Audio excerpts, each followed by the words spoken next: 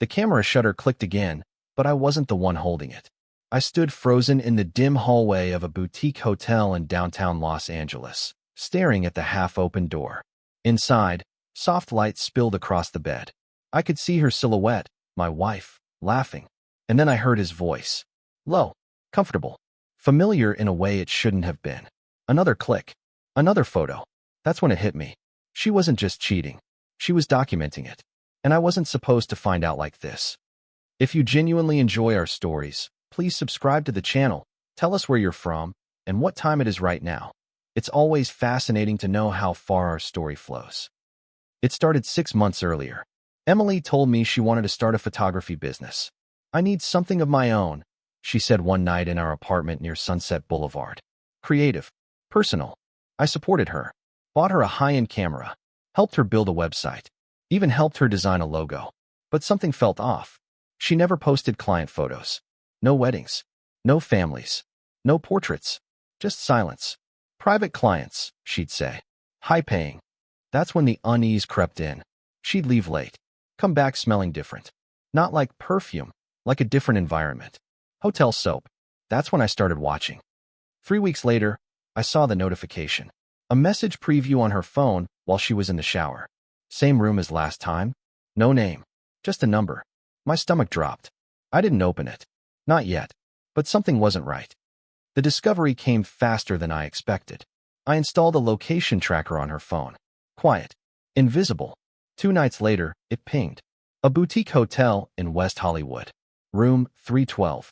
I drove there immediately, my hands shaking the entire time. I told myself I was wrong, that this was some kind of business shoot, that I was overthinking. But deep down, I already knew. Standing outside that door, hearing her laugh.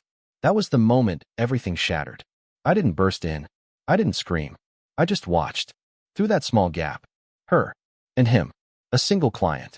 The only one. And the camera on the tripod, aimed at the bed. Recording everything. When she came home later, I was sitting on the couch. Calm. Too calm. How was your shoot? I asked. She smiled. Good. Productive. Same client. She froze. Just for a second. Then recovered. Yeah. He pays well. That's when I knew. This wasn't a mistake. This was a system. The manipulation started immediately. She grew colder. Distant. If you're going to sit around all day, at least don't interrogate me, she snapped once. I was working 2 jobs. Supporting us. Funding her business. And she was turning it against me.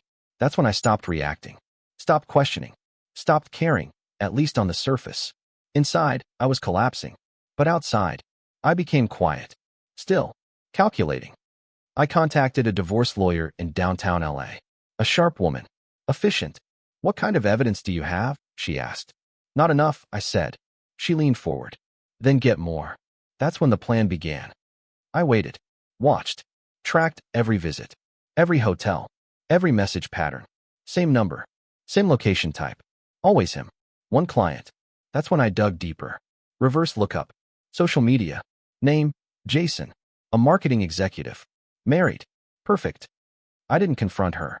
I didn't expose him immediately. I built a case. Screenshots. Location logs. Hotel receipts. And then, I went further. I booked the same hotel. Same floor. Same night. Room directly across from 312. The trap was simple. And devastating. I set up my own camera. Doors slightly ajar. Audio recording everything. And when they arrived, I waited. 30 minutes.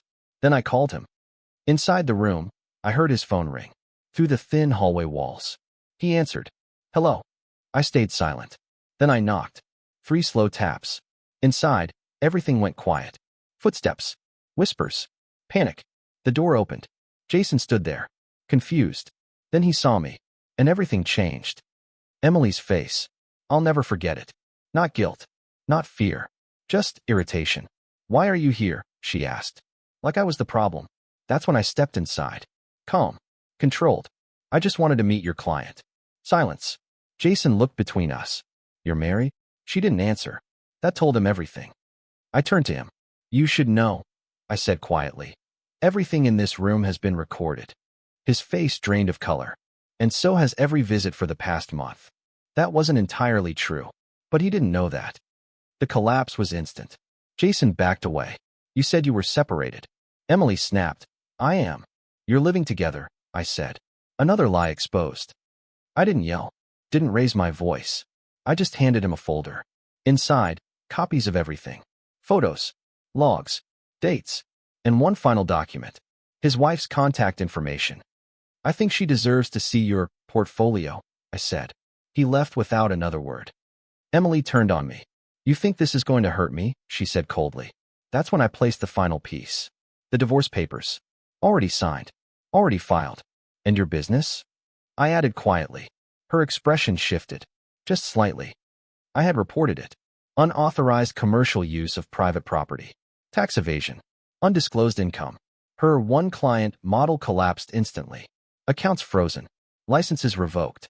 Everything gone. The public destruction wasn't loud. No screaming. No scenes. Just consequences. Silent. Legal. Final. A month later, I moved out. New apartment. Downtown. Clean. Empty. Quiet. I heard through mutual contacts. Jason's marriage didn't survive. Emily tried to restart her business. No one trusted her. No one booked her. The last time I saw her was in a parking garage. She looked smaller. Not physically, just diminished. She opened her mouth to speak, then stopped, because there was nothing left to say. I got into my car. Didn't look back.